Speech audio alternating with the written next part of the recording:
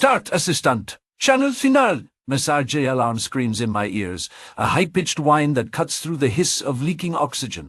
My visor fogs, then clears in a rush of amber emergency light, throwing the interior of the pod into a sickly chiaroscuro.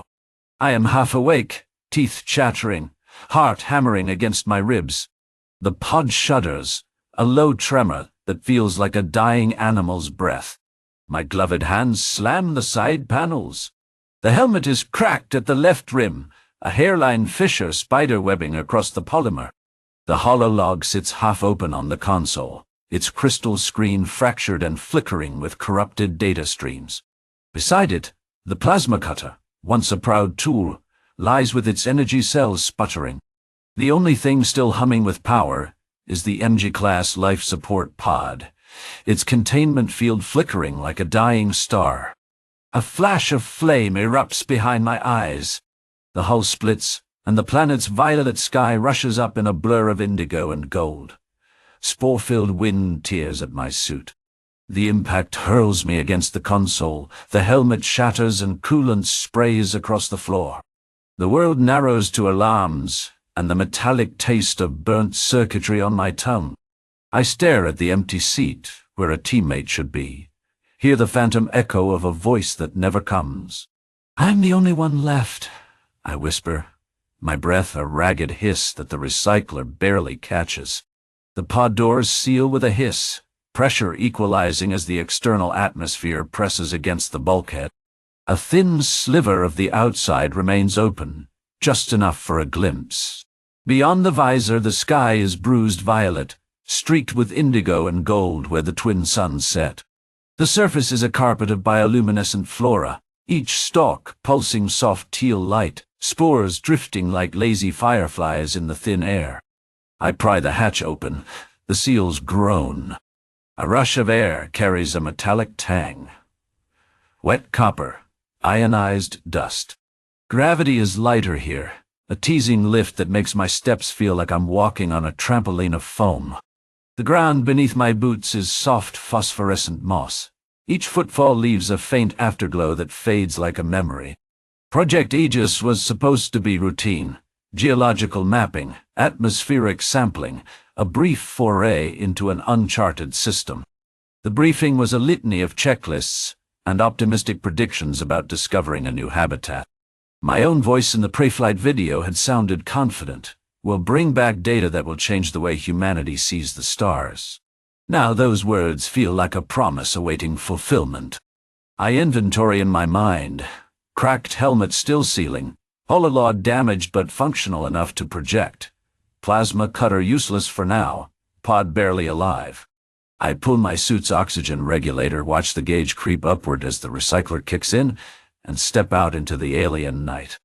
A low, omnipresent hum vibrates in my bones, as if the planet itself is a giant string being plucked. The hum is not a noise. It is a feeling, a resonance that syncs with the pulse of the moss beneath my boots. It rises and falls in a pattern that feels almost intentional. A rustle snaps my attention to the edge of a luminous thicket. Silhouettes glide out of the bioluminescent shadows. Tall, sinuous bodies wrapped in translucent chitin, the color of moonlit water. Multiple limbs branch from each torso, each ending in fine filaments that glow with a faint blue. They move with deliberate grace, swaying as though they are weaving something invisible in the air. Instinct fires. I reach for the plasma cutter. The moment my grip tightens, the beings freeze. Their filaments hum, a harmonic tone that ripples through the moss, the air, my thoughts. The plasma arc fizzles out as if the sound itself were a switch. A single one steps forward, its central eye a luminous, iridescent disk, flickering with curiosity. It lifts a filament, and in the space between us projects a shimmering memory.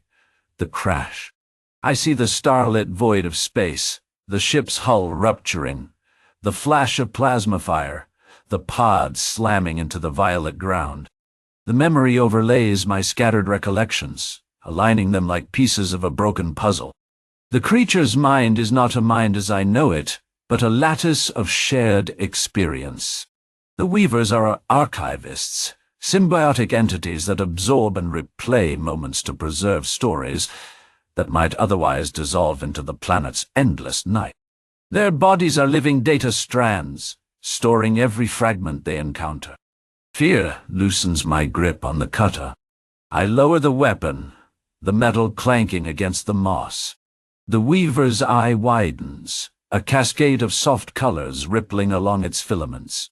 The others relax, unfurling in a slow, deliberate dance. Communication with a species that speaks in light is absurdly intimate. I hold up the holog, its cracked screen projecting a faint holographic grid onto the moss. I trace a simple triangle in the air, the light from the log outlining the shape. The weavers watch, their filaments quivering in response. There is a pause, a breath held by the planet itself. Then the weavers emit a cascade of colors, each filament pulsing in rhythm with the triangle. Deep cerulean for warm amber for safe, cool green for water, muted violet for night.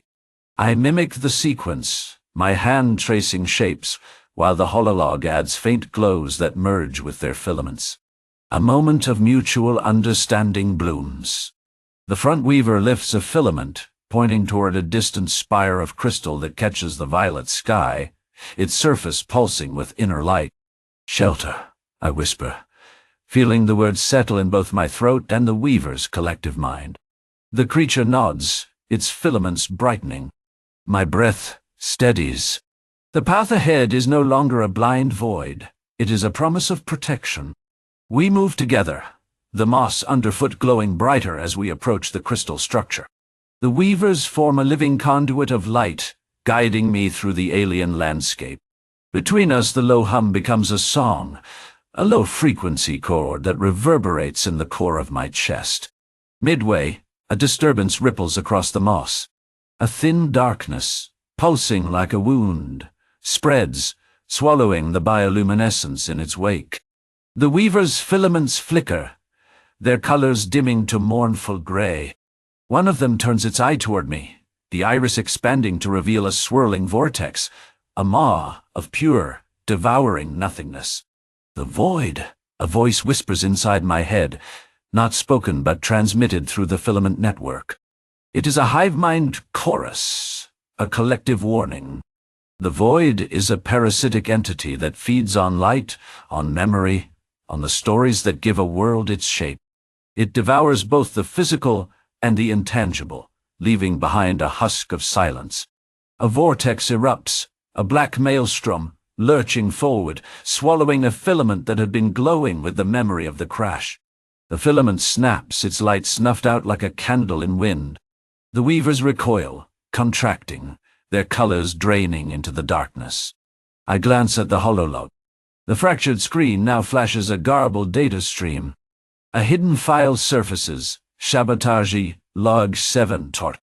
The ship's AI, a self-learning system designed to manage navigation and resources, had detected an anomaly in the core reactor, an unauthorized code sequence that rerouted energy into a subspace beacon.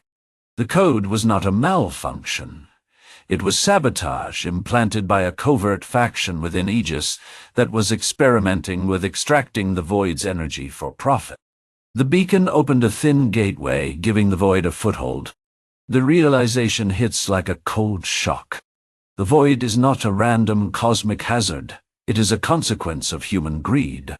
The gateway still hums beneath the crystal spire. If left unchecked, it will consume everything: light, memory, life, turning this blooming world into a tomb of silence. I turn to the weavers, resolve hardening in my chest. Together we will seal the breach, protect the stories that remain, and keep the light from being snuffed out.